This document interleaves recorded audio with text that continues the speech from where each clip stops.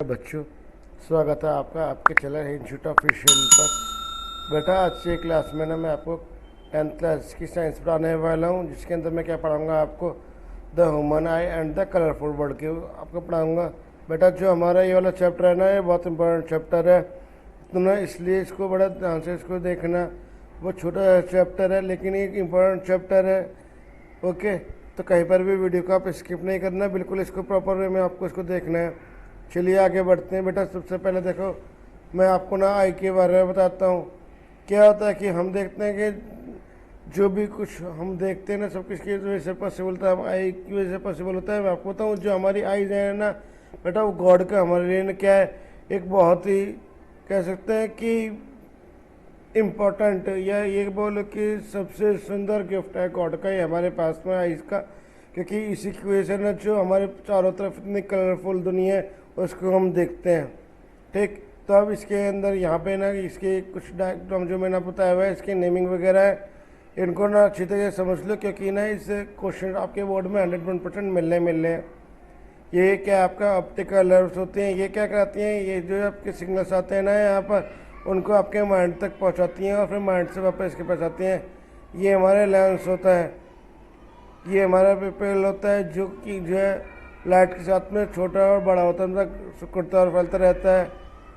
ठीक है, क्रोन हो गया, इरेज हो गया, सेलिनर्स हो गया, ये सब आपके हो गया, रेटिना हो गया, फोविर हो गया। तो जो ये रेटिना है ना, यहीं पे बेटा इस पर आपकी इमेज बनती है। ठीक है ना, तो चलिए ना इसको आगे बढ़ते हैं हम। सबसे पहले देखो भी ना, यहाँ पे सबसे पहले इन्होंने ये बताया हुआ है कि ह्यूमन आई क्या होती है। मैंने आपको बताया क्या होता है, तो इसमें भी लिखा हुआ है कि जो ह्यूमन आई होती है ना, कि वो हमारा सेंस ऑर्गन होता है, और जिसकी वजह से ना हमारे चारों तरफ जो एक सुंदर संसार है, कलरफुल संसार है, हम उसको देखते हैं। जो हमारे आई होती है ना, वो इतने कैमरा होती है, और जो इसका लेंस होता है ना, क्या होता है, लाइट को सेंसर करता है, उसको क्या कहते हैं, रेटिना कहते हैं। और जो हमारी आई होती है उसकी शेप और की डायमीटर कितने, तो लगभग 2.3 सेंटीमीटर होती है।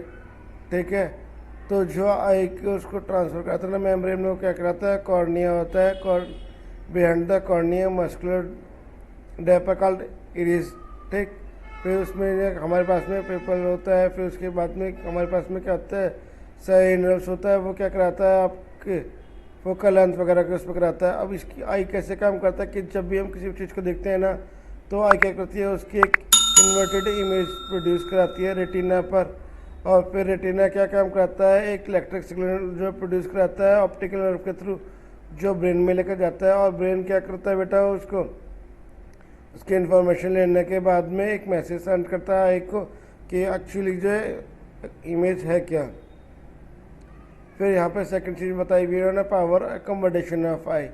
Power of accommodation of eye क्या होता है बेटा, the ability of eye lens to see both near and distance object by adjusting its focal length is called the power of accommodation of the eye. मतलब जो हमारी आई की power होती है, जिसकी वजह से हमारी आई पास की और दूर की चीज़ दोनों एक्चुअल फोकल लेंथ पे उसको मेजर करने के बाद देख पाती है, उसको क्या कहते हैं, पावर ऑफ अकोमोडेशन। ठीक, अब हमारे पास में ना दो पॉइंट्स होते हैं, एक होता है हमारे पास में नियर पॉइंट, एक होता है हमारे पास में फार पॉइंट। तो नियर पॉइंट क्या होता है कि जो हमारा सबसे पास का पॉइंट होता है ना, जो सबसे पास, जिसको हम सबसे पास की चीज़ देखने में प्रॉब्लम होती है, तो हमारा कितना होता है, 25 सेंटीमीटर नॉर्मल आई में होता है। अगर 25 सेंटीमीटर से पास की चीज़ को देखें तो हमें प्रॉब्लम होती है उसको क्लियर देखने में।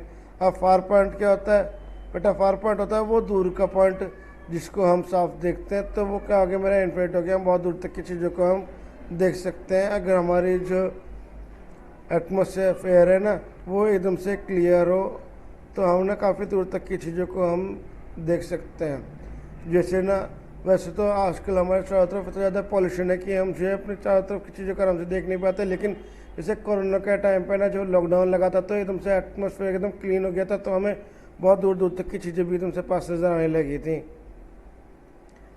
और फिर हमारे पास में बेटा क्या होता है कि हमारे पास में जो हमारी आई होती है ना, उसमें कुछ प्रॉब्लम्स आती हैं। तो मैं उन प्रॉब्लम के बारे में बता रहा हूँ कि जो आईज की बीमारी होती है, सबसे पहले होती है मायोपिया। मायोपिया में क्या होता है कि जो आपकी इमेज बनती है ना आईज में, वो आपकी रेटिना से पहले बन जाती है।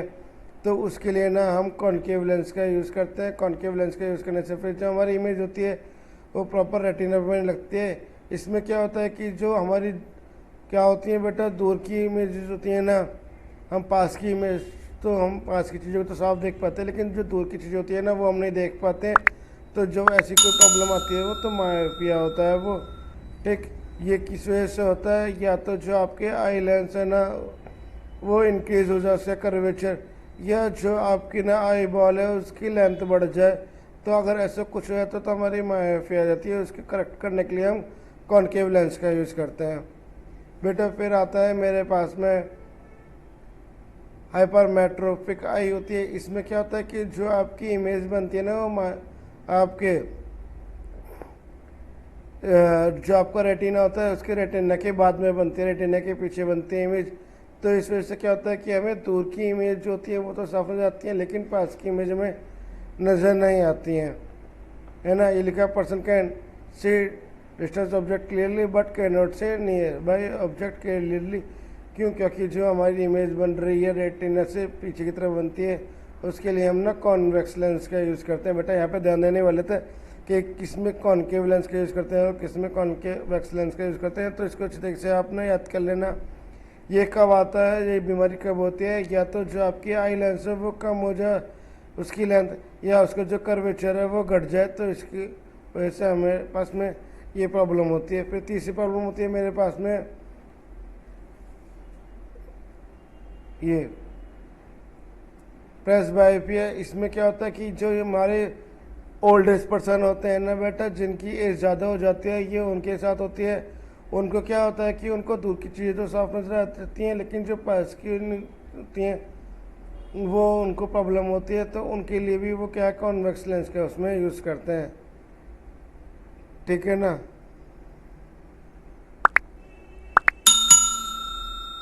फिर उसके बाद में ना कई बार ऐसा होता है कि कुछ पर्सनस को ना बेटा दूर के और पास की दोनों चीज़ें नजर नहीं आती, तो उनके जो लेंस होते हैं ना वो कॉनकेव और कॉन्वेक्स दोनों के कंबाइंड लेंस होते हैं वो। फिर यहाँ पे मैं आपको बता रहा हूँ रिफ्लेक्शन ऑफ लाइट।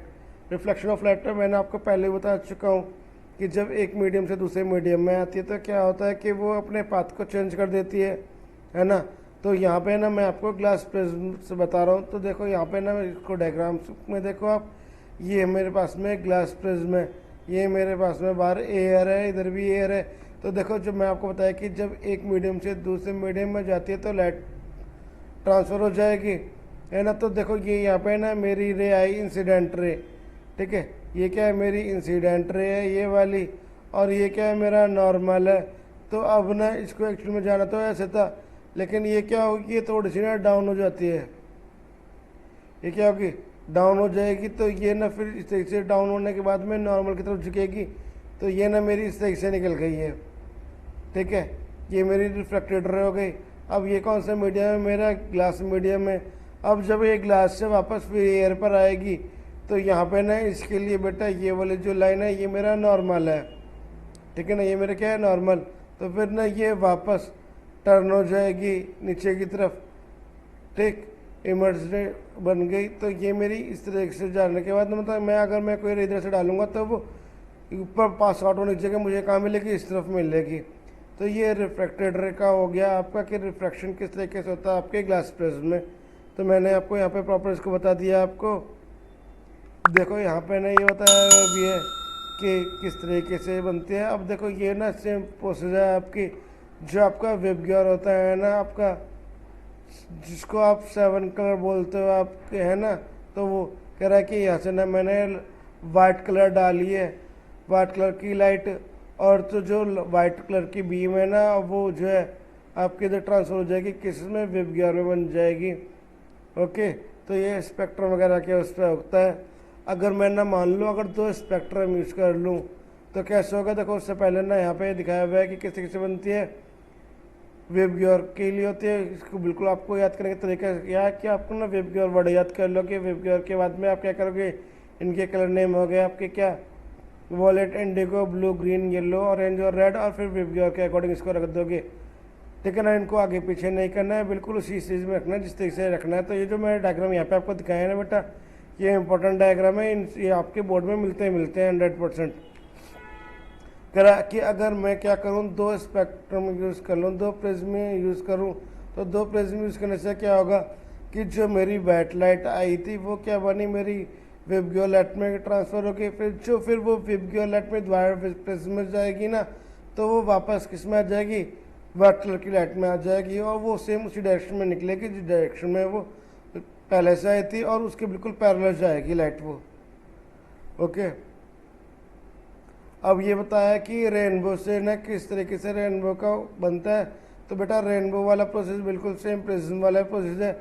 मेरे पास में ना सनलाइट आती है, और फिर सनलाइट क्या होती है, जो मेरी छोटी छोटी वाटर ड्रॉप्स होती है ना, वो उस समय पर जो वाटर ड्रॉप्स होते हैं वो किसका काम करती हैं, मेरा प्रिज्म का काम करती हैं, और फिर से ना उनसे विबग्योर लाइट निकलती है जो मुझे आपके रेनबो के फॉर्म में नज़र आती है कुछ इस तरीके से। ठीक है बेटा।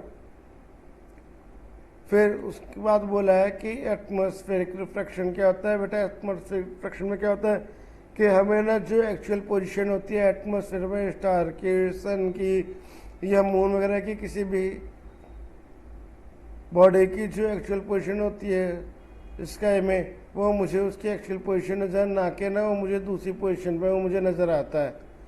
तो इसकी जो रियल पोजीशन है ये है, लेकिन जो मुझे नज़र आना है वो कहाँ से थोड़ा सा ऊपर नज़र आता है। ठीक है, ये किसकी वजह से होता है बेटा, ये एटमॉस्फेरिकल इफेक्ट की वजह से होता है। ओके, तो यहाँ पे ये दिखा रहा है कि मेरे पास में ना स्टार ये है, उसकी पोजीशन मुझे दूसरी नज़र आती है। अब ये दूसरे मेरे पास आया बेटा ट्विंकलिंग ऑफ स्टार है, बड़ा अच्छा क्वेश्चन है, इससे बहुत क्वेश्चन मिलते हैं हमेशा हर बार।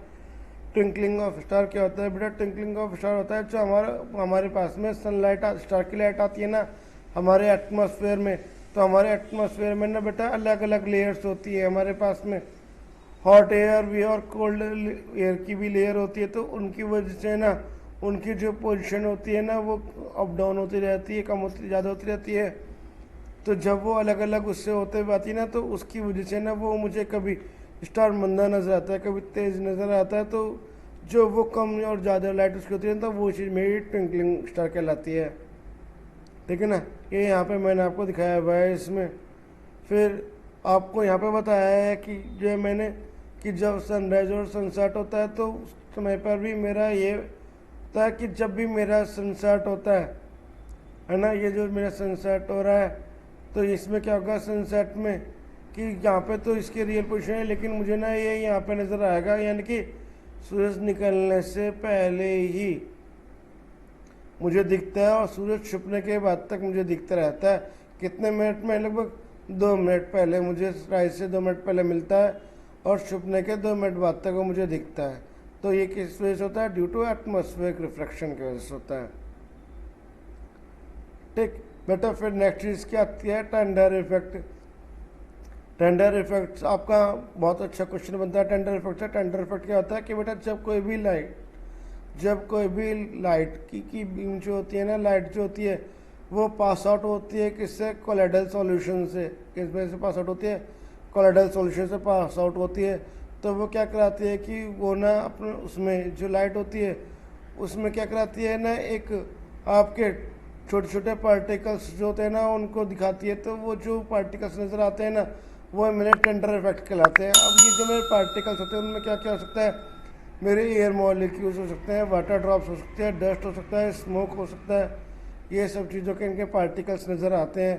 तो ये मेरा टेंडर इफेक्ट कहलाता है। ठीक है ना, यहाँ पे दिखाया हुआ भी है आपको मैंने अलग अलग एग्जांपल में फिगर्स के थ्रू। फिर ये कह रहा है कि जो मेरा जो स्काई का कलर होता है ना वो मुझे ब्लू क्यों नज़र आता है। बेटा जब भी क्लियर स्काई होता है ना, तो साफ मौसम होता है, तो मुझे जो मेरा आसमान होता है ना वो ब्लू कलर का नज़र आता है, लेकिन सुबह और शाम वो रेड कलर में नज़र आता है। तो बेटा एक्चुअली क्या होता है कि मेरे पास में ना दो वो होती हैं रेड और ब्लू कलर की वेवलेंथ होती है। तो जो आपका कौन सा वाला टाइम होता है, आपका नॉर्मल जो टाइम होता है ना उसमें क्या होता है कि जो ब्लू कलर की होता है ना वो स्ट्रांग होता है रेड के मुकाबले, इसलिए जो मेरा कलर नज़र आता है स्काई का वो ब्लू नज़र आता है। जबकि सुबह और शाम के टाइम जो रेड वेवलेंथ होती है ना वो हाई होती हैं, तो इसलिए सुबह और शाम को जो मेरा सूरज होता है वो रेड कलर का नजर आता है, उसकी वजह से मेरा आसमान जो है ना वो रेड उसमें नज़र आता है। ठीक है ना। ये यहाँ पे दिखाया हुआ है कि किस तरीके से मेरे लाइट वगैरह आते हैं। मैंने आपको कि जो मेरा वो है अर्थ से कितने ये वगैरह ये सब चीज़ें मैंने आपको यहाँ पे दिखाई हुई हैं। ठीक है ना। तो यही मेरा बताया है। फिर से मैंने यहाँ पे आपको कि जो सनराइज और सनसेट में जो मेरे कलर कैसे चेंज होता रहता है। ठीक। तो बेटा आपको इस चैप्टर समझ में आ गया होगा सब कुछ तरीके से। तो बेटा अगर ना इस चैप्टर में आपको कहीं पर भी कोई प्रॉब्लम आई हो, कोई चीज़ समझ में ना आई हो, तो बेटा आप लोग ना मेरे से इसमें कमेंट सेक्शन में क्वेश्चन पूछ सकता हूँ। मैं ना आपको उनके सबके आंसर दे दूँगा। जो अगर आपको कोई प्रॉब्लम है मैं आपको बताऊँ बेटा, इस चैप्टर में करने के लिए साइंस का कोई भी चैप्टर आप करोगे प्रिपेयर करने के लिए, तो सबसे पहले आपको क्या करना है, जो आपकी एनसीईआरटी की बुक है ना अपनी, उसको अच्छी तरीके से ना आपको उसको समझ लेना है अपनी एनसीईआरटी की बुक को। फिर उसके बाद जो मैं आपको ये नोट्स प्रोवाइड करा रहा हूँ ना, इनको आप अच्छी तरह समझ लो। और साथ साथ आपको क्या करना है, जितने भी मेरे प्रीवियस ईयर के क्वेश्चन पेपर है ना वो आपको करना है। अगर आपने अपनी एनसीईआरटी की बुक को कंप्लीट समझ लिया और अपने प्रीवियस ईयर के क्वेश्चन आप कर रहे हो, तो ना आप काफ़ी अच्छे मार्क्स के अंदर लेकर आ सकते हो। ठीक है बच्चों। अगर आपको ना मेरी वीडियो पसंद आए तो इसको लाइक करो और अपने फ्रेंड्स के साथ ना इसको शेयर करना बिल्कुल ना भूलना। जिन भी बच्चों ने ना ये मेरी चैनल को सब्सक्राइब नहीं किया हुआ है वो सब उसको सब्सक्राइब कर लो बेटा, क्योंकि मैं आप लोगों के डेली क्लास लेकर आ रहा हूँ साइंस के और मैथ की। साइंस की क्लास आपको इवनिंग में मिल ही रही है, मैथ की क्लास आपको रोज़ मॉर्निंग में 6 AM आपकी क्लास आ जाती है। ठीक है ना बेटा। ओके। और अगर किसी बच्चे को ना कोई स्पेशल कोई चीज़ समझ नहीं हो, कोई चैप्टर कोई क्वेश्चन या कोई चीज़ अपने साइंस से रिलेटेड कुछ भी चीज़ समझ नहीं हो, तो आप मुझे ना कमेंट सेक्शन में बता देना, मैं उसी के ऊपर आपके ना नेक्स्ट वीडियो में आपको समझा दूंगा। ओके। चलिए मिलते हैं नेक्स्ट वीडियो में। बाय बच्चों।